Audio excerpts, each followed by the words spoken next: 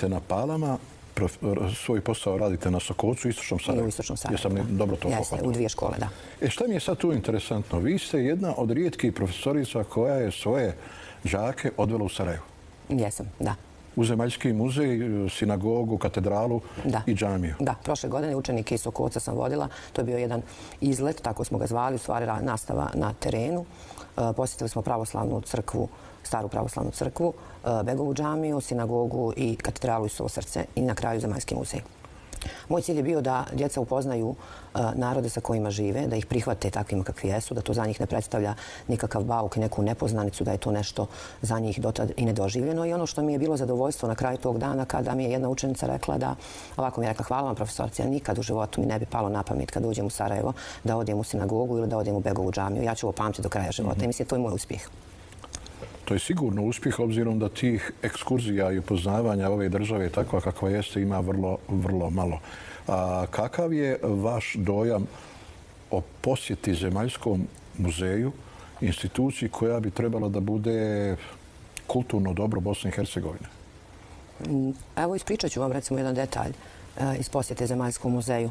Posjet Zemaljskom muzeju bi trebalo da traje minimum 2 do 3 sata ako biste vi htjeli zaista da obiđete i da vidite sve eksponate.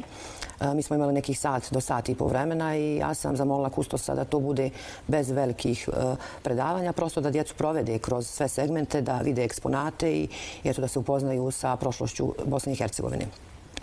I u jednom trenutku došli smo u dio muzeja gdje su bili eksponati iz srednjeg vijeka, gdje ona učenike pitala, djeco, znate li ko je Čiko koji je bio prvi kralj Bosne? Odgovora nije bilo. Pa se ona iznenadila i kaže, kako ne znate ko je Čiko koji je bio prvi kralj Bosne?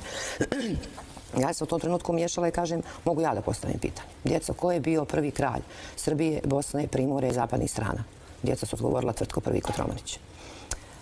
U nastavku bilaska bilo je objašnjenje, bosančica je bosansko pismo. Ja sam opet intervenisala govoreći da bosančica ne predstavlja nikakvo posebno bosansko pismo, nego stil pisanja ćirilice. Ne možemo izvrtati prošlost onako kako to danas nekome odgovara. Moj utisak je da Zemaljski muzej danas, nažalost, predstavlja mjesto gdje se želi iskriviti prošlost Bosne i Hercegovine, ovo o čemu ste rekli malo čas, da možda ljudi koji dolaze sa strane, turisti, stranci, strane delegacije, dobiju jednu potpuno pogrešnu sliku stvarnosti i realnosti. Ja nisam mogla ostati mirna, ja sam na kraju djevojci koja je bila kustos, koja je mlada, rekla da bi se Tvrtko naljutio kada bi čuo da mu kažu danas da je on samo kralj Bosne, jer je on u svom vremenu okupio određene oblasti tada i sve ih uvrstio u svoju titulu. To bi za njega bilo obezvređivanje da mu kažete da je bio samo kralj Bosne.